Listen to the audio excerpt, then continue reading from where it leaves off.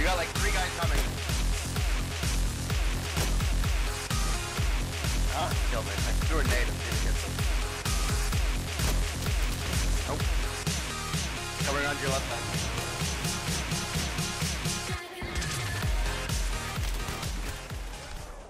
Hey guys, what's up? My name is T-Space and welcome back to another episode of Off the Tee, where you the viewers ask me a question relative to Battlefield 3 or off the topic of Battlefield 3, whether that be a personal question or another game. So, before I get into the questions today, I know it's been a while. I haven't posted up any videos in about, or a little bit over than a week, and the reasons why is because the past week was very emotional and also stressful for me, and up to this day, it still is affecting me a lot right now. So video making isn't gonna be happening that much because of that. I mean, I'm gonna try to put out as many videos as I possibly can. It's just that when I'm in certain moods, I don't want to put up videos. If I'm in a very bad or cranky or whatever kind of mood, I feel that it truly affects, you know, my videos, and it'll probably show if I ever do that. I mean, I'll probably stop myself from uploading anything that doesn't sound, you know, I guess related to what I want to talk about, or I just feel, or I just sound really angry in the video. I don't want you guys to watch that because I'm pretty sure most of you will not enjoy it. So, you know, I save you guys the trouble of watching crappy shit from me, and I prevent myself from making videos. So hopefully that makes sense to you guys. Hopefully you guys can understand. But anyhow, yeah, let's get on to the questions. Actually, before I get on to the questions, one more thing I want to do. I'm going to do an update video with this video. So it's going to be Off the Tee plus an update video. And I'll get through the questions first, and then I will update you on what's actually going to be happening in the future. So anyhow, let's go with the first question. The first question comes from JSDart123. And their first question is, which song did you use in the last Off the Tee video? Now, I'm pretty sure I put the link in the description below, but if I didn't, it is I think it's Evan, or I think it's Evan Duffy or something like that, by the Monstercat remix group. It's a piano live remix of, I think, all of the popular songs that the Monstercat people have, you know, mixed or whatever. And I liked it because it you know, it sounded pretty good, and I felt that it really fit the Off the Tee kind of aspect, and that's why you're probably going to be hearing it in the background of this video. Now, the next question that they ask is, what keyboard and mouse do I use? Now, to save myself embarrassment, I'll start off with my mouse first, and then I'll move over to my keyboard. But anyhow, I have the G500 mouse from Logitech. It is a gaming mouse, sorry, not mice. And it's been working out pretty well. It's got weights in it so that, you know, you could interchange them depending on, you know, whether or not the mouse feels too light or it feels too heavy. And overall, the weights help you control the mouse a lot more. It gives you some sort of a what's that word? I can't even think of it right now. An anchor, I guess you could say. In a way, it gives you an anchor. Basically, it allows you to or it allows the mouse to actually stay in one spot instead of just, you know, going everywhere. Because there's, you know, if there wasn't any weight in the mouse, then it would be kind of hard to control. You'd probably have to lower your DPI a lot more. Well, I mean, that's just my experience. I took out the weights for one game, and oh my god, it just felt so fast. So I wasn't used to it, so I put the weights back in. Anyhow, that's my gaming mouse. I love it to death. It is very good. If you want a gaming mouse, I'm pretty sure they still sell this. I'm not 100% sure, but if they do sell this, it's going to be very cheap. I would say no more than maybe $50, which is, you know, pretty good for a gaming mouse. Also, on top of that, I like the originality of the mouse, meaning it looks like a traditional mouse. It's not one of those fancy Razer mice that has, you know, the triggers or the buttons, the left and right mouse button, kind of like it has like a lip, I guess. I don't know. I don't like that. It looks too futuristic to me. I don't know. It looks like a goddamn spaceship in my hand, and I don't want that. I want a mouse in my hand, not a physical mouse, but, you know, like a game. Anyhow, so that's my mouse. I like it. If you want to get it, search it up. Logitech G500. I'm not sponsored by that.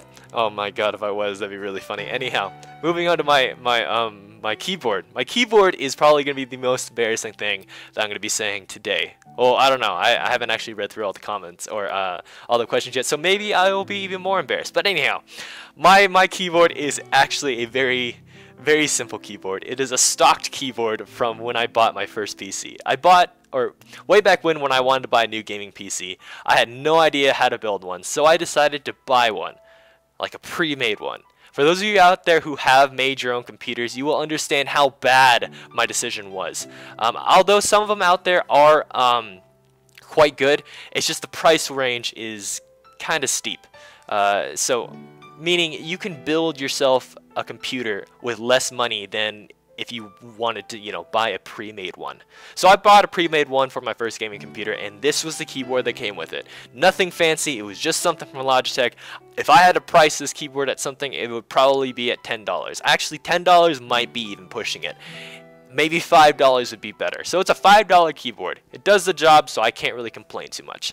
And his last statement, or last part of this question, is that I should get a partnership for YouTube. Okay, so I have gotten partnership requests, or people have been asking me, you know, to partner up with their organizations and whatnot. And overall, I don't know why I haven't just bit the bullet and you know, joined one of these organizations. I don't know why. Maybe I don't want to. Maybe I am too lazy. Whatever the case is, I haven't actually joined or gotten a partnership for YouTube. So that means ever since I started YouTubing, I have not earned a single dime from this entire experience, which I'm fine with. I don't really care too much. I mean, in a way, it might sound stupid of me not to, you know, take advantage of this, because, you know, hey, it's free money almost. But overall, I don't know. I just didn't really want to. So that's probably why I might bite the bullet soon and, you know, I guess apply to a specific organization and get a partnership, but who knows? I don't know. I mean, this is kind of just a thing that I do when I want to. But anyhow, hopefully that answers your question, JS Dart. Let's move on to the next question. Next question comes from West, and his question is, if you could be rich by being a professional gamer, would you quit school to do that? Now, for one, this would probably never ever happen to me because I am my biggest bully. I don't know if I actually talked about this before, but overall, that's probably the reason why I am portrayed as this modest person. I demoralize myself mentally more than anyone else could ever do. In a way, I have little to no confidence when it comes down to actually competing in specific things that I don't have other people to back me up on. If I'm playing, let's say for an example, StarCraft professionally, I probably would never ever make it as a StarCraft 2 player, just because it's a one-on-one engagement, and everything that I do wrong is completely affected onto me, or it's implemented onto me. Everyone blames me because I did that thing wrong, and overall my mind kind of amplifies that negative thought, and then I literally just eat myself away, if that makes any sense. So, but hypothetically, if I could become rich being a professional gamer, would I quit school? I don't know. That's a tough question. I mean, through my life, I was always taught that going to school was the best thing for you. It's the thing that you should do, and it's the right thing to do. But overall, I haven't really thought of anything else other than that. Whether or not school is the thing for me, or if I should wait a couple years before I go back to school after high school. That is, and so it's kind of difficult. If it was a sure thing that I would become extremely rich from playing professional gaming, I probably would quit school, just because it was a guaranteed investment. But if it was kind of an iffy thing, if it was something that I wasn't completely 100% on, I would probably do it half, or I guess you could say half-assed. I'd be I think they call it a semi-professional gamer, if that makes any sense, because I would want to do both. I would want to become a semi-professional gamer and also do school at the same time, because I have this feeling that if I go into this profession and I don't do well, I don't really have anything else to fall back on. So I guess it's kind of iffy for me. Hopefully that answers your question. Next question comes from Skankster, and he asked, you said you drink a lot of sodas. What are the top 3 favorites? And brands be specific. Okay, so for one, I think my favorite soda to drink is actually Pepsi. Now, a lot of people are probably going to get mad at that because they're like, oh my god, you don't like Coke, blah, blah, blah. No, I like Coke. It's just I like Pepsi a little more. I don't know what it is about Pepsi. I like the taste of it. I guess my second favorite would probably be either, I think it'd be Sprite. 7-Up, for some reason, I don't like that lime taste. It tastes too artificial to me. It just, yeah, it tastes too artificial to me. Sprite doesn't really try too hard to taste limey, if that, I don't know. I like Sprite better. That's my only reason for it. And my last one, what would be my last one? I don't really know. Shirley Temple? Shirley Temple? That's not soda. Anyhow, I really don't know what my third one would be. Maybe I guess Coke. I don't know. I can't really think of them. I mean, my main two ones I drink are Pepsi and Sprite. But if I had to pick one, it would probably be Coke. The only bad thing about Coke, I would have to say, is that it doesn't taste good, like, I guess, at room temperature. Pepsi, it's fine. It could, it still has the same taste. But when you have Coke at room temperature, it just doesn't taste good to me. It has to be completely cold for me to drink Coke. But yeah, hopefully that answers your questions, gangster, and let's move on to the next one. The next one comes, oh, whoops, wrong one. Next one comes from Epic, and his question is, what makes a game fun for you, T-Space? Is it the social aspect or the replayability? Also, the bonus question is, which do you prefer, white milk or dark chocolate? So, the first question, what makes a game fun for me?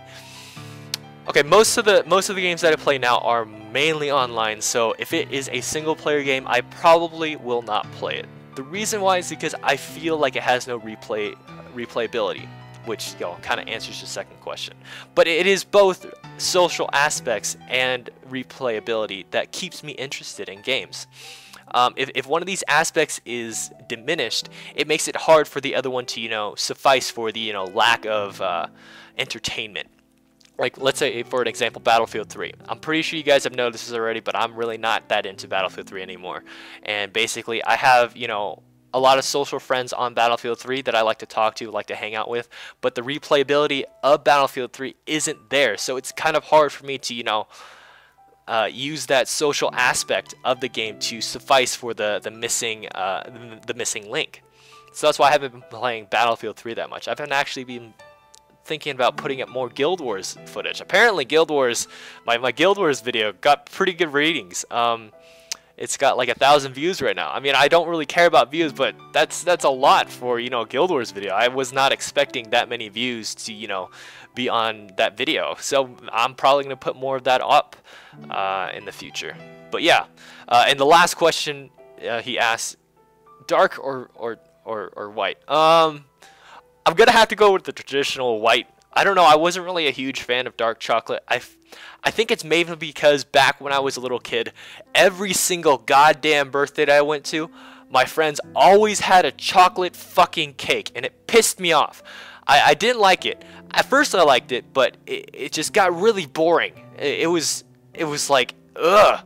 Okay, so let me describe to you what this chocolate cake looked like. For those of you who like chocolate cakes, I probably would mute this for about 30 seconds or so I don't just destroy your visions of chocolate cakes. Anyhow, so the chocolate cakes that I remember vaguely were always chocolate cake, and then inside the chocolate cake there was chocolate filling, so it would like ooze out of the cakes. Like, you know how cakes have those pockets, the air pockets and whatnot. When they're baking, they of course rise because of the yeast or whatever. There was filling, or there was some sort of chocolate inside those parts, and basically the cake was like a solid block of chocolate, but it was squishy. It was weird. And then they smashed both of those two pieces of cakes together with, of course, more chocolate, and then surrounded the entire fucking thing with chocolate. They even made the happy birthday signs in chocolate, and it was almost impossible to read, given that the contrast of chocolate and chocolate made it so that you couldn't even read the goddamn words. Of course, I really didn't care at that time. It wasn't my birthday, and I always came up with the excuse was I hated cake. That's probably what I thought at the time. Actually, that was what I thought at the time. I thought I hated cake because I literally thought the only cake out there was chocolate cake, and I didn't like chocolate cake, so I hated cake. So that was my experience with chocolate cake, and I don't know. I don't like that much chocolate stuff. Now, chocolate and other things, I guess you could say, in like small quantities, like chocolate candies or whatever, are fine with me. I actually like the dark chocolates more than the milk chocolates or whatever, because they have this more bitter taste. Anyhow, hopefully I answered your question about milk. I don't know how I went from milk to cake to to candied chocolates and then dark chocolate? I don't know. Anyhow, that was a good question because now I'm actually thinking about chocolates. Alright, let's move on to the next one. Next one comes from ETV Lube. Okay. And his question is, I was wondering, what are your views on DayZ? And keep up the good content. Thank you, man. Anyhow, my views on DayZ are pretty high. I'm kind of wondering where the DayZ standalone is going to come out, because once that comes out, man, I'm going to be playing the crap out of that game. When I actually started playing DayZ with a couple of my friends, No Pants Hero, X-Pac, Captain Shivers, and Puppet Master, Eagle Man, and oh god, I might be forgetting some, but you know, my friends online, when I started playing with them, it was extremely fun. It was an aspect to a game that I've never been introduced to. It was so simple but awesome. That's probably one of the things I like about the game. It was simple and awesome. I mean, the premise of the game was you loot houses, you get good gear, and then you survive. You know, I guess you can also kill players if you're that kind of person, but overall, you know, that's what happened. And you know, I loved it. It was like no holds barred. You could do whatever the hell you wanted to. Of course, you know, cheating was looked down upon, and oh god, I hated it when that happened. The stupid, hey look, let's everyone do the Gundam style dance just randomly while the guy shoots you to death, or let's have everyone teleport to this one spot in the map and then have like a huge skirmish. I don't know, I thought that was pretty stupid. Although the first time that happened to me, I thought it was pretty funny, because you know, I'm like, whoa, this is kind of weird. Anyhow, my views on DayZ are pretty high. I really wish that they would come up with the DayZ standalone soon, because I would love to play that game. So hopefully that answers your question. Let's move on to the next question. The next question comes from Voodoo, and his question is same question that you asked Apple in his Q&A. About your flaws, what are they, and how would you work on them, and would they affect or change my life? And yeah, so anyhow, my question that I gave to Apple was, what were your flaws, and if they would affect anyone else, would it just be solely upon yourself, or would it affect others? Now, I would have to say, if I had to change something about myself, a flaw that I personally think is a flaw is my modesty. I feel like my modesty is so high to the point where I almost have little to no confidence when it comes down to showing off how good I am at a specific thing. Throughout my entire life, I've been like this. When I started off with martial arts or kung fu, I did that for 5 years, and a lot of people said I was good, but I felt like I wasn't good. So I didn't try out for all the tournaments. I didn't go over to the elite squad called the Wushu team to, you know, better myself and whatnot. I just didn't feel like I was up to it. I didn't feel like I deserved it. I didn't understand why these people thought I was good, because I just kind of felt average. And that's the same thing with gaming. I didn't want to I don't know, I hope I don't I guess portray myself as this, but I don't want to be that gloating kind of person. If I'm good at something, that's fine, but I don't feel like I'm extremely good at it to the point where I can call myself a pro.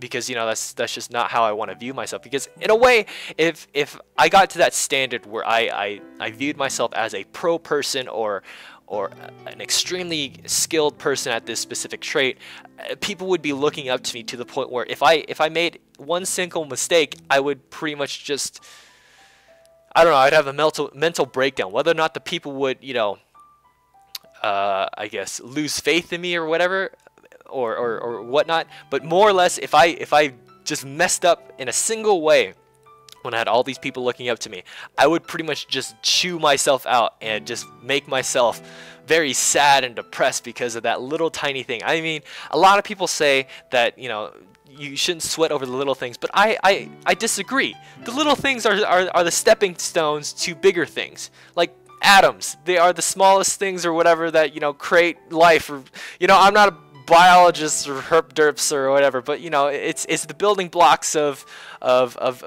two bigger things. So the little things are probably the most important things, in my opinion, because that's where you start. That's where you have to, you know, begin your whatevers. So that's why I feel like the little things that happen, whether or not I miss a shot in Battlefield 3 or if I fail completely in a specific aspect, truly just, you know, renders me useless, I guess you could say. So if I could change that, I would make it so that I wasn't as modest as I am now. I would have a lot more confidence in myself, and overall it would hopefully make me more motivated to do more things. So hopefully that answers your question, Voodoo. And now the last question of Off the Tee comes from the username Wesley, and his question is, what do you want to see in Battlefield 4? So Battlefield 4 is something that I have been contemplating whether or not I want to buy or not.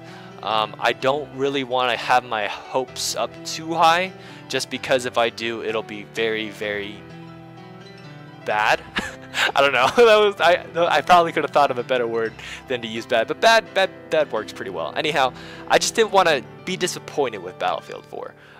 Because when I went from Bad Company 2 to Battlefield 3, I had high hopes for Battlefield 3. I wanted Battlefield 3 to be extremely fun, be the game to play all day, every day, and that's just how I felt about it. After, I guess, 800 hours, which is a lot, I don't really like it anymore. I guess you could say I got my money's worth, but overall, I don't want to just kind of forget about the game and not ever want to play it again. So if I wanted something from Battlefield 4, I want them to think of balance before anything else. Before any of the guns are implemented into the game, before any of the maps actually kind of coexist or whatever the cogs. Yeah. Anyhow, I want them to think about balance before everything else. If the game is extremely balanced, everything has its weaknesses. Everything is extremely bad in one aspect. Not how it is in Battlefield 3. I'm sorry, it is not balanced. No matter how you think about it, it is not balanced whatsoever. It is not even close to being balanced.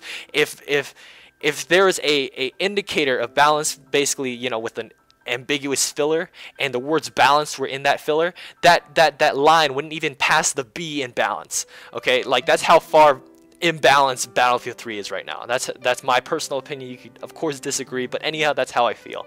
So in Battlefield 4, I hope it's balanced. I want it to be balanced. I want it to be balanced in the way where it's challenging, to the point where you want to be good at the game, you got to be good at the game. You can't just be, hey look, I'm gonna pick up this gun and just do whatever and win games. That's not what I want. I mean, it's a business side, it attracts players that aren't really good at games to buy games, but overall I don't want that to happen. I just don't. So that's what I want from Battlefield 3. I want balance, challenging balance. So that pretty much wraps up this episode for Off the Tee. But before I go off, I'm going to be doing an update video for you guys. So update video starting now. Anyhow, so the update video is going to be something that, affects this channel. I want to address that I'm not going to be putting up as much Battlefield as I would in the past, just because it's just not as fun as I thought it would be. Now, I'm pretty burned out on it. I don't really enjoy myself. The only times I do enjoy myself playing it is with friends, or when I'm doing, the silly setups that you guys make up for me in the one and only, which I will do in the future. I haven't forgotten, okay? I can't believe it. If I remember correctly, there we go. If I remember correctly, the loadout that I have to use is the mortar with no HUD. So that's gonna be fucking interesting. I'm both looking forward to it and then not looking forward to it. But anyhow, so that's pretty much the only times I will probably be playing Battlefield 3.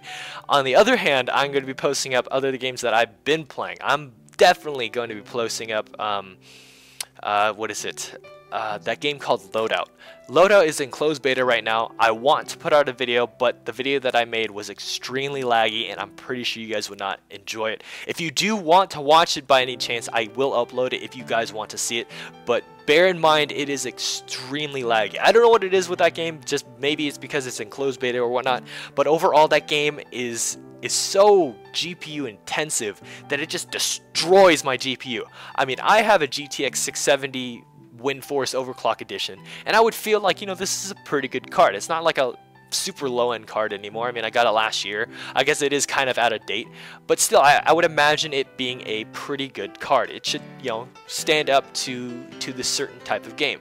But when I'm playing this game and I'm monitoring, the FPS that I'm getting, sometimes I get like 70 FPS or whatever when I'm not looking at enemies, but then when I look at enemies it might drop down all the way down to 15, and then I look at my GPU consumption and it's all the way at 99%, and it's just, oh, it just makes me cringe, because I don't know if you guys have ever played an FPS or a third-person FPS with only 15 frames, but it sucks. It is, oh, it is bad. It made my eyes cry.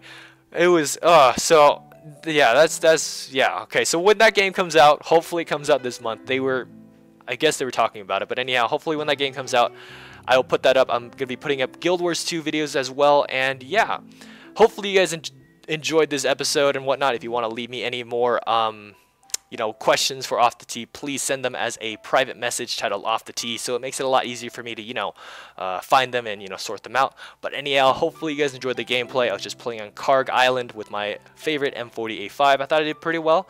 But other than that, I hope you guys enjoyed this gameplay, hopefully enjoyed my commentary, and once again, my name is T-Space, and I will catch you guys later.